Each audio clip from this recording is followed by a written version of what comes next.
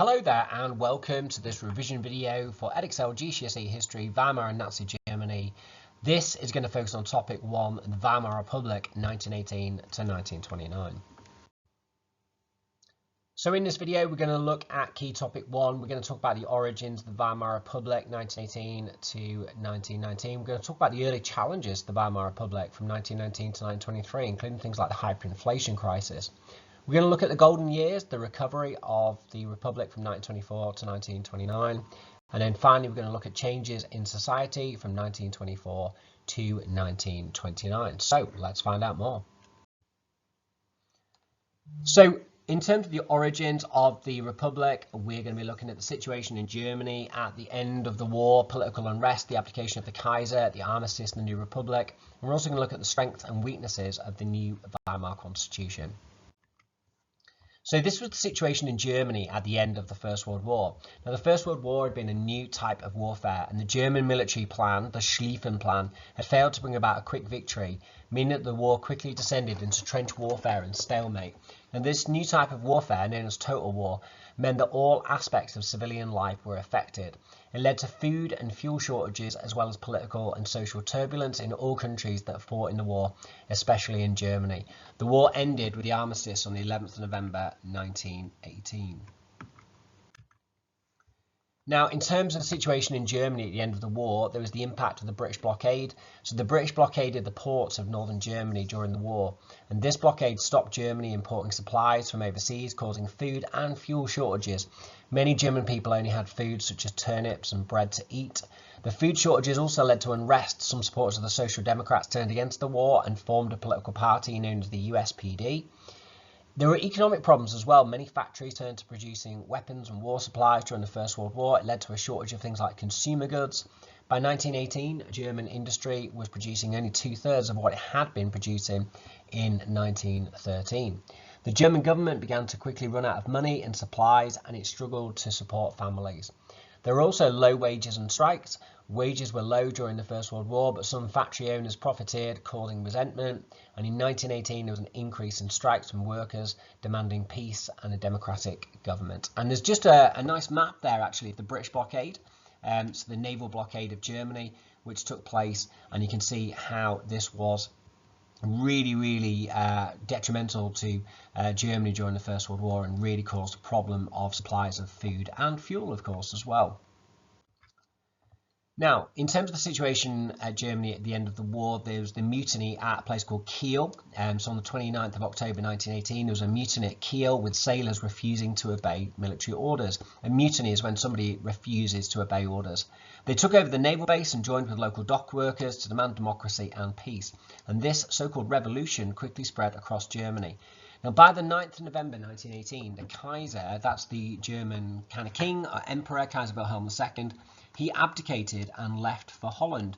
And Germany became a republic, which means a country with no monarch. And a democratic government was set up with Friedrich Ebert, who was the leader of the Social Democratic Party, the SPD. He became the new leader of Germany. Now, this government would become known as the Weimar Republic, and the events of the mutiny at Kiel, the end of the First World War, the Kaiser abdicating, this would become known as the German Revolution. Now, the stab in the back myth, Germany's defeat was so quick that it shocked many in Germany. There was actually no fighting in Germany during the First World War. All the fighting took place in terms of the Western Front in France and Belgium. So newspapers had focused on stories of German success. Obviously, the Germans had defeated Russia in the war in 1917, and Russia had left the war. So it actually came as a great surprise to the German people that they were losing the war. And it led to the idea that the German army had been, quote, stabbed in the back by weak politicians known as November criminals. And this is something that would be really important, actually, within the history of the Weimar Republic. Okay, so Germany had a lot of problems at the end of the First World War that it needed to kind of contend with and deal with. Now, Germany had a new chancellor, which is a leader called Friedrich Ebert. Now, Friedrich Ebert would go on to become the first president of Germany, Weimar Republic, from 1919 to 1925. Now, Germany's new chancellor, Friedrich Ebert, had to accept an armistice with the Allies. And the new government was known as the Weimar Republic, and that's because the early government was based in a German town called Weimar, in a town in sort of central Germany.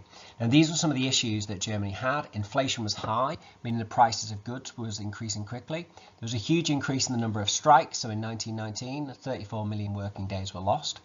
There were 1.5 million soldiers had to leave the military and return home, and many were injured and wounded. There were also shortages of food and fuel across Germany. German communists had been inspired by the Russian Revolution and sought an armed revolution. The Allies continued the blockade of Germany's coastline, which did not end until June 1919. The situation in Berlin was very tense and violent. Fighting on the streets meant the new government had to move to the town of Weimar, and there was a flu epidemic, the Spanish flu, which killed 260,000 people in Germany. So we're now going to talk about the strengths and weaknesses of the Weimar Constitution. Now, a constitution is a set of rules which decides how a country should be run, and these were the key terms of the Weimar Constitution. All Germans had equal rights, free speech and freedom of religion. Article 48 could be used by the president to rule alone in an emergency. The voting system of proportional representation meant it was hard to make decisions. Different political parties had to work together in coalitions, and each German state had its own parliament.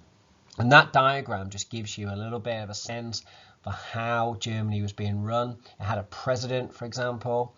It had a chancellor who was the leader, that was a member of the Reichstag that was appointed by the president. The Reichstag is the name of the German parliament now, and they were obviously elected by the German people as well. So it just gives you a really clear sense of how the Weimar Constitution worked. Okay, the next thing we're going to look at is the early challenges to the Weimar Republic between 1919 and 1923. We're going to talk about the reasons for the unpopularity of the Republic, including the stab in the back theory and the key terms of the Treaty of Versailles as well. We're going to look at the challenges to the Republic from left and right, from the Spartacus, the Freikorps and the Cat Putsch. And then finally, we're going to talk about the challenges of 1923, hyperinflation, the reasons for and the effects of the French occupation of the Ruhr. So in terms of the stab in the back myth, the Weimar Republic was really unpopular among many groups, and this was because of Germany's largely unexpected defeat in the First World War, the stab in the back myth and the hated Treaty of Versailles. Now, the stab in the back myth was a key reason for the unpopularity of the Weimar Republic. Propaganda and censorship during the First World War convinced most ordinary Germans that they were actually winning the war. Therefore, when defeat came, it was unexpected, and it led to the myth that Germany had not been properly defeated in the First World War, but in fact betrayed by the politicians of the Weimar Republic. These politicians came to be known as the November Criminals. Now, in terms of the Treaty of Versailles, these were the main terms of the Treaty of Versailles. So Germany lost 10% of its land and 13% of its population. It included all of its overseas colonies and land containing important raw materials, including 26% of its coal. Germany was not allowed tanks, submarines or an air force and could only build 6 battleships. The German army was reduced to 100,000 men. Conscription was banned. Article 231 of the Treaty of Versailles said that Germany had to accept the blame for starting the First World War. Germany also had to pay reparations, which was a fine for damage done in the First World War, and the amount was fixed at a huge level that was broken into annual payments. Germany, as an example, lost Alsace-Lorraine to France, as well as lots of other bits of land as well. Now, Germany was made to sign the Treaty of Versailles at the Hall of Mirrors at the Palace of Versailles in France, which is just outside Paris. This was known as a diktat, which means dictated peace. If Germany had refused to sign the treaty, then the war would have restarted, and Germany was not in position for that to happen. And Germany very much felt that they hadn't had any say over the Treaty of Versailles. In fact, before the Treaty of Versailles, the President of America had proposed these 14 points that would have been a lot more lenient on Germany, and this added to the sense that the Treaty of Versailles was way too harsh on Germany. So why did Germany dislike the Treaty of Versailles? Well, as I just mentioned, the Germans thought the treaty would be based upon Wilson's 14 points, which were a lot more lenient to Germany. The treaty meant that Germany could hardly defend itself. The reparations themselves were far too much. Germany could never afford to pay it. And the peace was dictated to Germany. It was a diktat. They did not even have a say at the peace conference. The big three, David Lloyd George, Prime Minister of Britain, George Clemenceau, leader of France, and President Woodrow Wilson of America, they largely came up with the treaty. They were known as the Big Three, and Germany didn't have a say at the peace conference. They were presented with a plan and told, you got to sign it. And this very much led to this idea of the November criminals and the stab in the back myth. Flags actually flew at half-mast across the country, and there were huge demonstrations in the streets. And this German cartoon published in 1919 with the German mother saying to her starving child, "When we have paid 100 billion marks, then I can give you something to eat," really sums up how people in Germany reacted to the treaty. Okay, so here's some challenges to the Weimar Republic from the left and the right. So in terms of the extreme left-wing party, that was the Communist Party, and they wanted Germany run on behalf of the workers. There had been, of course, a communist revolution in Russia in 1917. They wanted the government to run all farms and businesses for the benefit of all the people as well. Now, parties that supported the Weimar Republic were the Social Democrats, the SPD. They were highly involved in the Weimar Republic, and they wanted reforms to help the workers. The Centre Party sought to protect the Catholic Church, and the Democratic Party was a middle-class party. The People's Party was supported by the middle class and the industrialists. So there were quite a few different political parties that supported the work of the Weimar Republic. And then there was the extreme right-wing party. So obviously we've got the Nazi Party and we've got the German National Party. They wanted Germany to be strong and powerful again. The German National Party favoured a return, actually, of the Kaiser. The army generals and the Freikorps. The Freikorps were ex-soldiers working in sort of military band groups. They did not like the Weimar Republic, and they wanted Germany to be militarily strong. And they very much regarded the Weimar Republic as having stabbed Germany in the back. So, in terms of looking in detail at challenges to the Republic from left and right, the Spartacist uprising of January 1919 saw left-wing German communists trying to take power, led by Karl Liebknecht and Rosa Luxemburg, who you can see pictured down there. Workers were protesting throughout Germany at the start of 1919, and the Spartakists tried to turn this into a revolution. Now, President Ebert, as he was then, used the Freikorps to crush the uprising with over 100 workers killed. Luxemburg and Liebknecht were both killed themselves. The Kapp Putsch of 1920. So Wolfgang Kapp was a nationalist, a right-wing nationalist. He wanted to bring back the monarchy. In March 1920, there was a right-wing uprising led by Kapp, sparked by the Weimar Republic, reducing the size of the army and getting rid of the Freikorps. Now, the Freikorps, who were sort of ex-soldiers, 12,000 Freikorps marched to Berlin, and the army refused to stop them. The government fled to Stuttgart, but the rising was put down by a general strike organised by the workers, and again, against all odds, the Weimar Republic survived. Now, the Weimar Republic was very politically unstable. The new government was based in Weimar for its first few months because Berlin was far too unstable. There was lots of violence and fighting in the streets in Berlin. There were actually 376 political murders between 1919 and 1922. This included Matthias Erzberger, a politician who signed the armistice in November 1918. He was shot dead in August 1921, and Weimar Foreign Minister Walter Rathenau was killed in June 1922. So in 1923 saw the challenges of hyperinflation. Now, the Treaty of Versailles meant that Germany had to pay reparations. In 1921 it was announced that Germany would have to pay a massive sum, £6.6 billion. Now in 1922 Germany announced it could no longer afford the reparations, but France was determined to make Germany pay. In 1923, 60,000 French and Belgian soldiers occupied an industrial area of Germany called the Ruhr. They seized control of mines, factories and railways, and the workers protested through passive resistance, such as refusing to work, flooding mines and setting fire to factories. 140 German workers were killed in clashes with French and Belgian soldiers. The occupation of the Ruhr worsened Germany's economic problems and led to hyperinflation. And you can see there a picture of a French soldier guarding coal during the 1923 occupation of the Ruhr. And there's a map of the Ruhr just to show you where it is. It was occupied in 1923 by French and Belgian soldiers to try and take the money themselves from the Treaty of Versailles. So there were both winners and losers in hyperinflation. So hyperinflation meant that prices rose hugely. By November 1923, $1 was worth 200 billion marks, which meant it was basically worthless. There's a great story of somebody going through the streets with a wheelbarrow full of banknotes, and so the story goes, the wheelbarrow got stolen and the banknotes got left behind. And whether that story is true or not, it kind of tells you about how worthless these banknotes have become. People were burning them, people were using them instead of coal in their fires.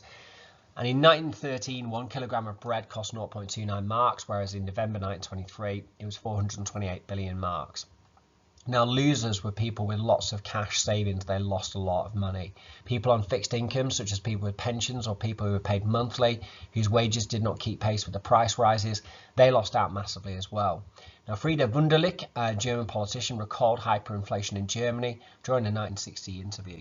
And she said, "As soon as I received my salary, I pushed out to buy the daily necessities. My daily salary as editor of the periodical Sociale Praxis was just enough to buy one loaf of bread and a small piece of cheese or some oatmeal. An acquaintance of mine, a clergyman, came to Berlin from the suburb with his monthly salary to buy a pair of shoes for his baby, but he could only buy a cup of coffee." So that kind of very much shows you how these extreme price rises led to lots of people losing out. Now, where there are losers, there are winners, right? So people with debts could repay them with worthless money. People with goods, such as land, kept their value. They were winners as well. Some workers kind of kept pace with hyperinflation because they were paid daily. Some people made profits through bartering, and big businesses gained as prices rose faster than wages. Quite often big businesses could buy up small businesses that had gone bankrupt, for example. A really good example of somebody that gained a lot from hyperinflation is this man here, pictured in Time magazine. And this is because many big businesses profited from the economic situation by borrowing cheaply and investing in new industrial enterprises. So the man you can see in Time magazine there is Hugo Steins. He controlled 20% of Germany's industry by the end of 1923. He basically bought up lots of businesses that were unable to cope with hyperinflation, and he became known as the inflation king. Okay, we're now going to look at the golden years, the recovery of the Republic, 1924 to 1929. We're going to talk about the reasons for economic recovery, including the work of Gustav Stresemann, pictured there, the Rentenmark, the Dawson Young plans, and American loans and investment. We're also going to talk about Stresemann's achievements in gaining international acceptance of Germany abroad through the Locarno Pact and joining the League of Nations. Okay, so we're now going to talk about economic recovery. So 1924 to 1929 was known as the golden age of the Weimar Republic. Now, Gustav Stresemann, who's pictured there, was the politician who dominated this era. Now, he was Chancellor for 100 days in 1923, and he was then Foreign Minister from 1924 to 1929. And he managed to help solve many of Germany's problems, or so it seems. His policy was known as fulfillment. It meant he promised to work with other countries and fulfill the terms of the Treaty of Versailles. Now, one thing he did to solve the problem of hyperinflation was to introduce a new currency. Stresemann replaced the old money with a brand new currency. One Rentenmark replaced 1,000 billion marks. The quick recovery led to it being referred to as the, quote, miracle of the Rentenmark. This brought inflation under control, although the German people would not forget it. Germans received some compensation for their losses. Stresemann also reduced government spending and sacked 700,000 public employees. Stresemann also ended the French occupation of the Ruhr. He ended passive resistance as it was the root cause of the economic problems. He brought in a new policy called fulfillment, where he promised to pay reparations and follow the Treaty of Versailles, but it was a very unpopular policy among right-wing nationalists. Now, one of the things that Stresemann was really important for was economic recovery and international acceptance. So Germany continued to pay the reparations, and the Dawes Plan of 1924 was negotiated to give Germany longer to pay.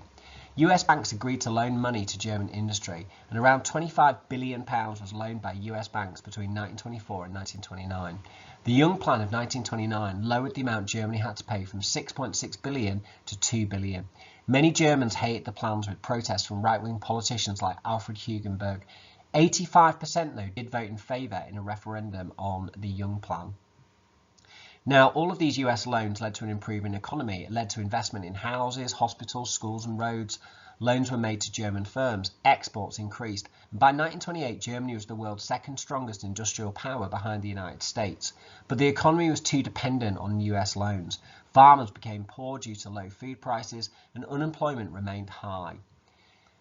Germany also gained international acceptance. So in 1925, Germany signed the Locarno treaties with Britain, France, Belgium and Italy. They promised not to invade each other, and Germany was being treated as a partner and being brought back in from the international cold.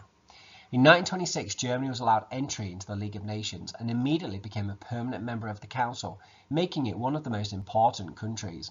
In 1928, Germany and 64 other countries signed the Kellogg-Briand Pact of 1928, saying that international disputes must be settled peacefully.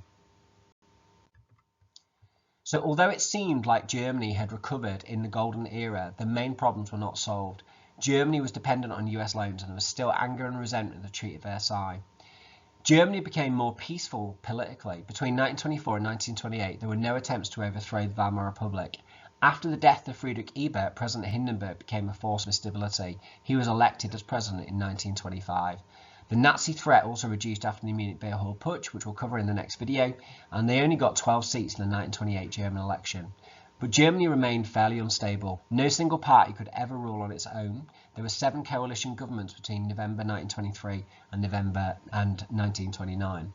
Now, Gustav Stresemann himself recognised that the German economy was too dependent on American loans. He very famously said, "Germany is dancing on a volcano.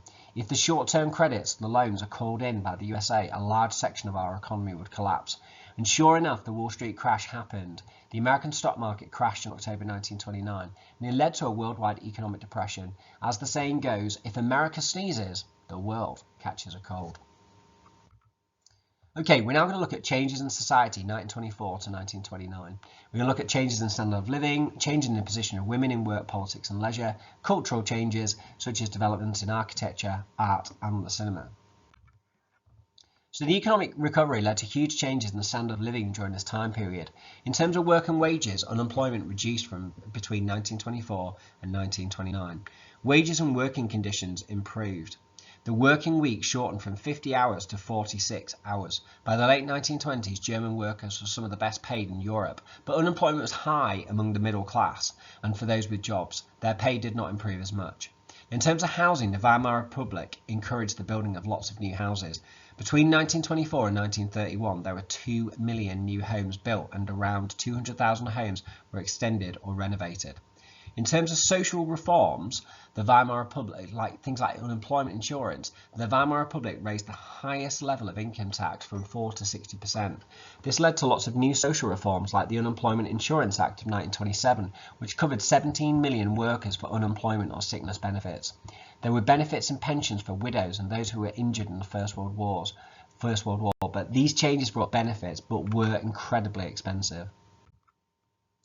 There were also new opportunities for women during the Weimar Republic. During the First World War, many women worked in jobs that had been done by men. By the mid-1920s, the number of women in work was at pre-war levels.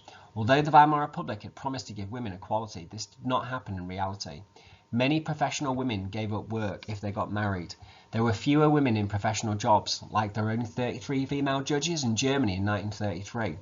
Now, in terms of politics, women gained equal voting rights in 1918. In the 1919 election, 37 women were elected to the Reichstag. Clara Zetkin was an example of an elected Reichstag deputy between 1920 and 1933 for the Communist Party, but this did not always translate into policies to improve the lives of women, however. In terms of leisure, for some women, the 1920s brought new leisure opportunities and greater independence. These so-called new women had more social freedoms, such as being able to drink more, smoke in public, and pay more attention to fashion. A bubikoff was a short bob cut which became popular with women. There was also a rise in sexual freedom. Some of these changes were challenged by the church, who believed the growing independence of women threatened the traditional German family unit. Many were concerned at the fall in birth rate in Germany. In terms of cultural changes, during the golden age of the Weimar Republic, the new freedoms of the Weimar Republic led to an explosion in culture, literature, music, art, architecture, theatre and cinema all thrived. However, much of this was really restricted to Berlin. Many novels in terms of literature focused on anti-war feelings. Erich Remarque wrote All Quiet on the Western Front, which focused on the horrors of the First World War. Some writers still glorified the First World War, however. In terms of architecture, German architects Walter Gropius and Miles van der Rohe produced a new style of architecture which was known as the Bauhaus style. They used modern materials to create exciting new buildings, but some people did not like the ultra-modern design, favouring a more classical style.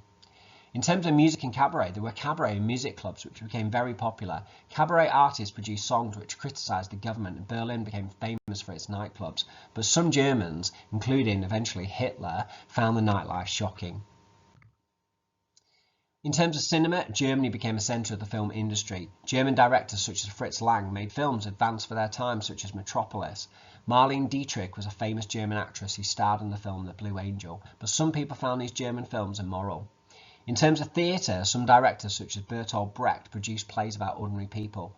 One of his musicals was called the Threepenny Opera. Some Germans thought this was wrong and that theatre should focus on heroes and gods, and they felt it was a sign of the moral decline of the Weimar Republic.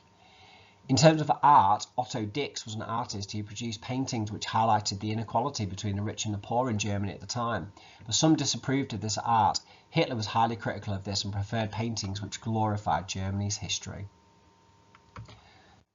So there you have it. We looked at the Weimar Republic from 1918 to 1929. We looked at the early problems and how the Weimar Republic survived until 1929. And we kind of left it on a cliffhanger with the Wall Street crash happening in October 1929. And the words of warning from Gustav Stresemann, who said that Germany was dancing on a volcano. And sure enough, in topic 2, we're going to find out about the rise of the Nazis and about how that Wall Street crash led to a Great Depression, which was a key reason for the Nazis coming to power. So I hope you enjoyed that revision video on topic 1, the Weimar Republic, 1918 to 1929. Thanks for listening and good luck in your exams. Bye bye.